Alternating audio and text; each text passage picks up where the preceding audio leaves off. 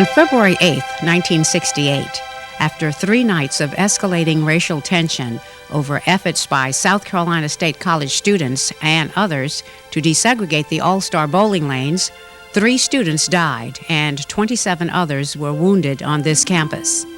South Carolina Highway Patrolmen fired on a crowd here, killing Samuel Hammond Jr., Delano Middleton, and Henry Smith. This tragedy was the first of its kind on any American college campus.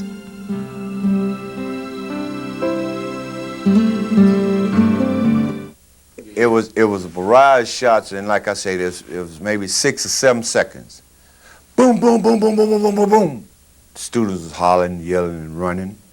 So by this time, I went into a slope right near the campus, where the front end of the campus, and I kneeled down. I got up to run, and I took 1 step. That's all I could remember. I took that 1 step, I got hit in the back. When I got hit in the back, this is when I got paralyzed. Students was tramping over me because they was afraid. And I dropped to the ground immediately, instinctively. I dropped to the ground. And within 2 or 3 seconds, I began to hear rounds going past my ears. I felt my coat like it was somebody was trying to pull it off, with what it really was rounds hitting my coat. And then I got hit. Prior to being hit, I heard some people started yelling. In fact, I remember hearing somebody laugh just before we realized we were being shot at. We thought they were shooting in the air. It entered right here and just missed my spine. I didn't see much bleeding. I remember running, getting up and moving. I think the coat that I had on probably formed as a compressed maybe. I don't know. I had a large overcoat on. I remember asking him, I said, "Joe, can you see? Am I just nicked?" I was hoping that I just got grazed, And he said, "No, look like, there's a hole there, Jordan."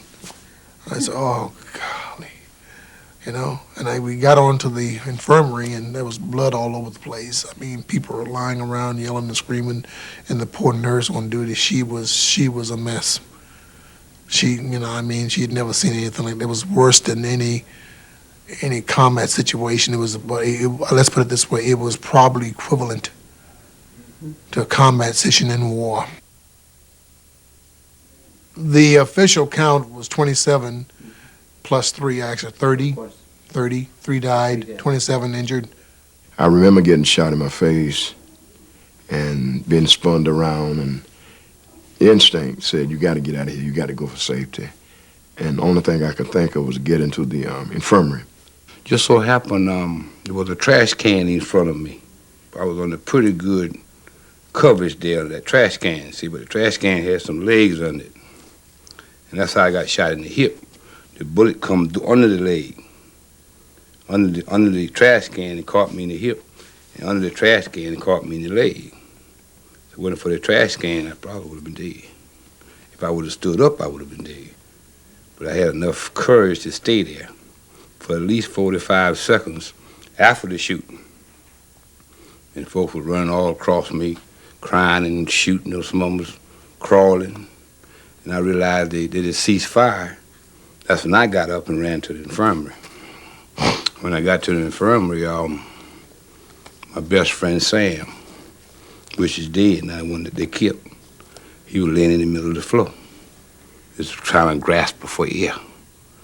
And at that particular point, I didn't even know I was shot.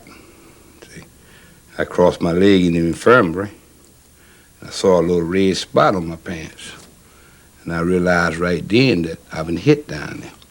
And by sitting down, watching Sam in motion myself, when I stood up, reached back there, I had a big apple back there. I didn't realize I got shot in the hip neither, see.